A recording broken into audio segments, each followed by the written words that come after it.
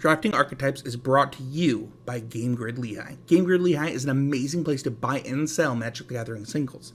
Whether you're building a new cube or crafting your new constructed deck, Game Grid Lehigh is the place to do it. Got a draft coming up with some friends? Buy some seal product here and get it quick. So click the referral link in the description to help out the show, and don't forget to use the code DRAFTPRO10 to get 10% off on your next order at gglehigh.com.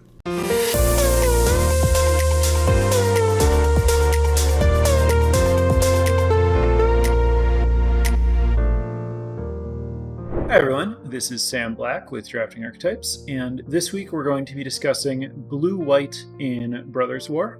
As always, the notes are available to follow along at patreon.com/draftingarchetypes.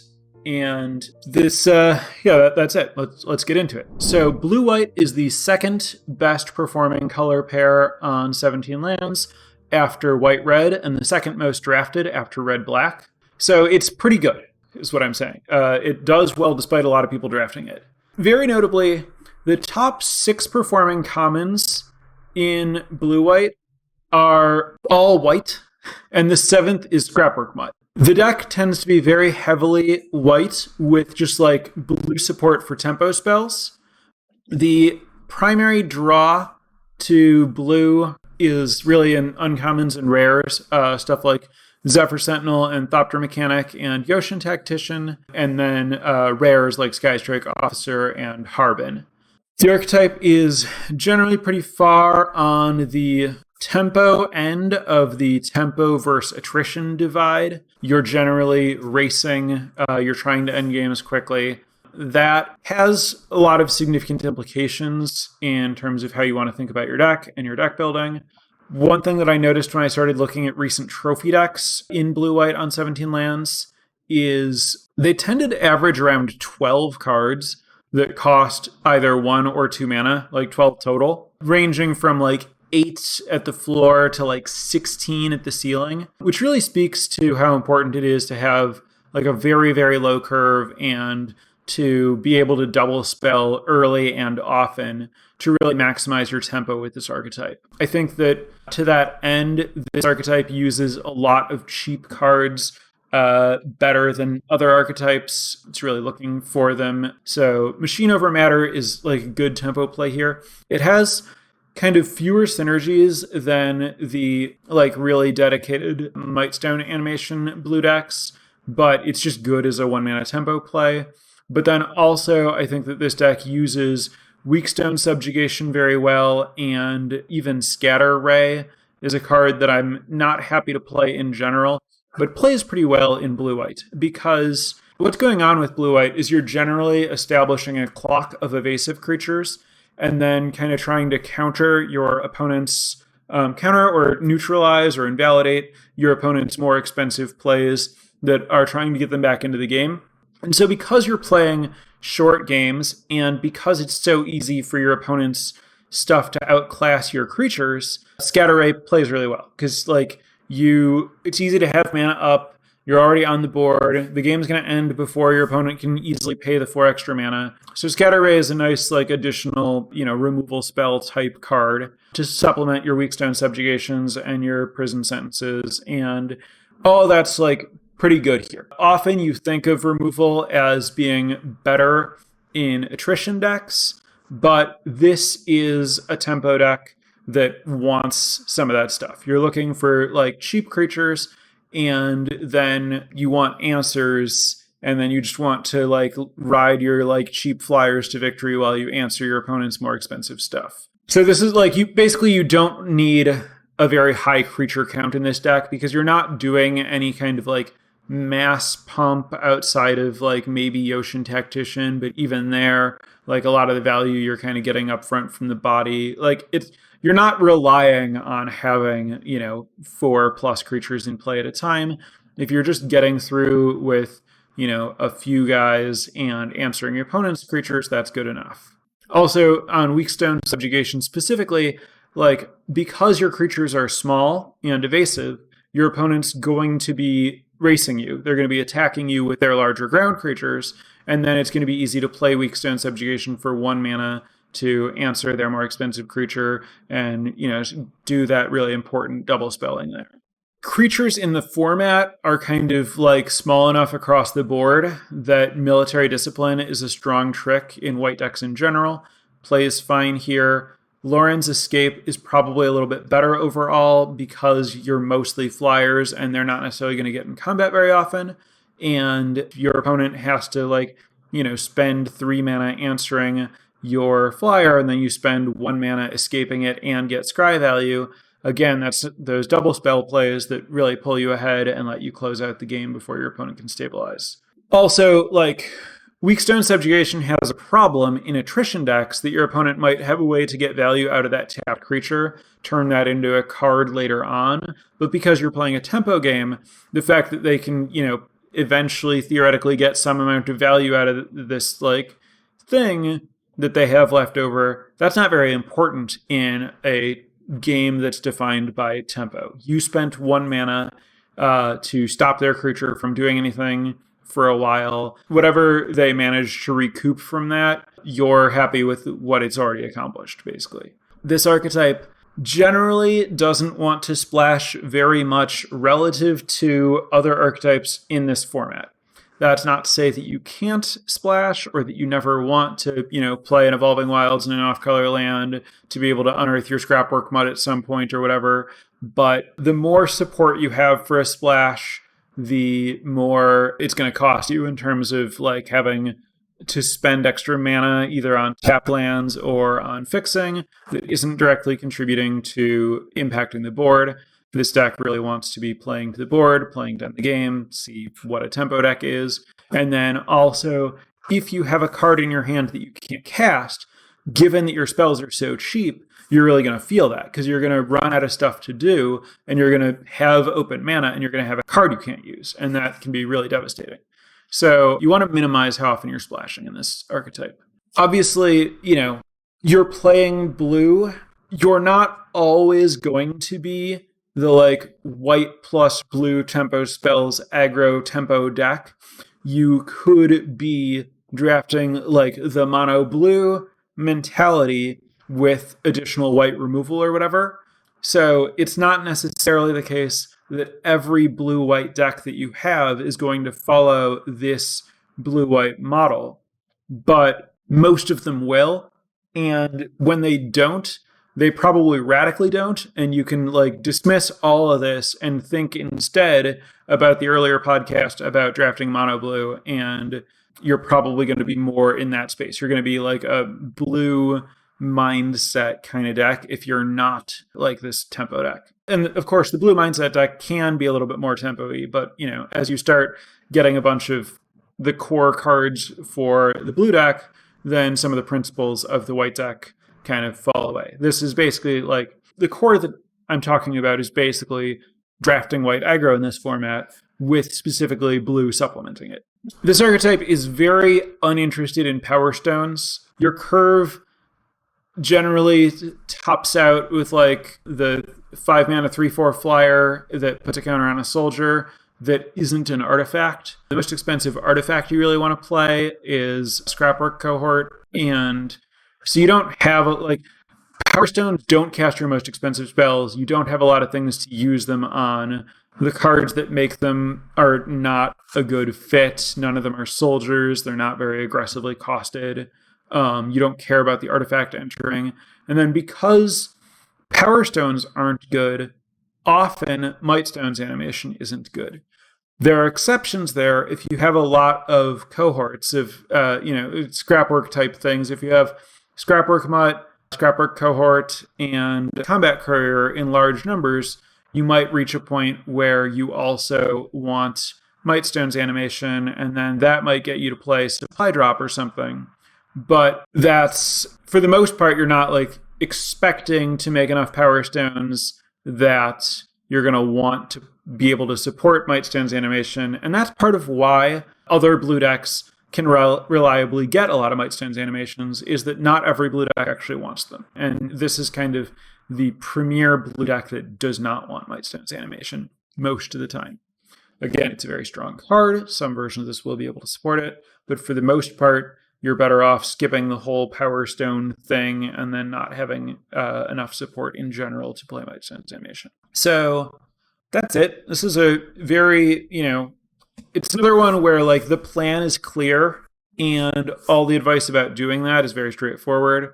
Your creatures should be the flyers and the ones with the soldier type and the ones with unearth. And you should have a low curve, and as long as you prioritize, and then a bunch of removal. Like, removal is actually good despite being a tempo deck. Most of the like mediocre removal is fine here. Like, you would prefer not to play Deadlier Post, but Machine Over Matter, even Desynchronize, Prison Sentence, Weakness Subjugation, all of that plays well. And then, sprinkle in a few Scatter Rays, Lauren's Escapes, and then you want, 3 mana, 2/2 flying blue prowess creature is like your best blue creature outside of Combat Courier. And then you want a lot of paratroopers and scrapwork cohorts and mutts and chaplains, the 1/1 flyer that mills 3, and the aeronaut, the 5 mana 3/4 flyer that puts a +1/+1 counter on a soldier. And then it's totally fine to have just like the 2/2 vigilance that gets bigger when you play an artifact as your supplemental 2-drop. And then among non-flyers, the other acceptable common is Warlord's Elite, the 3 mana 4/4. You would prefer to avoid stuff like the 1/4 lifelink, the Yoshin creature. And you generally want to prioritize flyers over like Warlord's Elite and stuff most of the time, because you do want to make sure that you have that reliable clock in the air rather than playing the Elite that's going to gum up the ground but might not be able to attack well.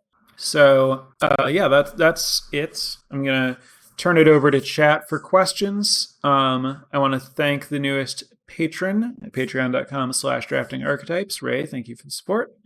And anyone in chat, if you have any additional questions, comments, concerns about this archetype, hit me and we'll talk about it. First up, would you play mass production with 2 Yoshin Tacticians? I don't think it would be horrible if you had to, but it's not what I'm looking to do with the deck. I think that 6 mana is just outside of where you want to be. I would rather be playing 15 lands than 17. I'm usually going to be playing 15 or 16. And I think that having a bunch of power on the ground in the late game isn't necessarily going to be easy to convert to a victory anyway. If I also have a couple of paratroopers, which I'm assuming that I do, it's going to be a little bit better because that's more likely that you're going to be able to make those things 2/2s or 3/3s. I know that card has had reasonable stats. I'm not sure if it currently does. I don't think that it's where I want to be with the deck, though. There's a comment about Power Stones working well with Paratrooper, which they do. That is a way to use a Power Stone, but the cost to make the Power Stone isn't worth it. It's still the case that those cards are just worse fits for the deck than cards that don't make Power Stones for the most part. Any Port in the Storm, if you end up with a way to make a Power Stone in your deck, it's not the end of the world, especially Stern Lesson or whatever is fine. But, and yes, if you have a Power Stone in play, certainly spend it on your Paratrooper, and yes, Paratrooper is a high priority for the deck. But I don't think that the existence of Paratrooper is enough to make you want to try to create Power Stones.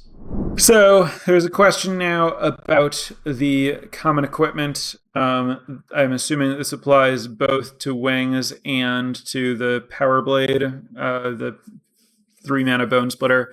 I have seen people play these cards. I've seen it come up in some team drafts I've played. I know I saw a deck from Seth Manfield that played Power Blade with a bunch of flyers.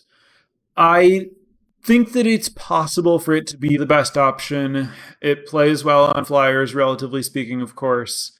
It's hard for me to imagine me personally bringing myself to do it, if I'm being honest. I don't think that I will have a deck in this format that plays Veterans Power Blade, but it is... I acknowledge that it can be functional in the archetype, but it's not where...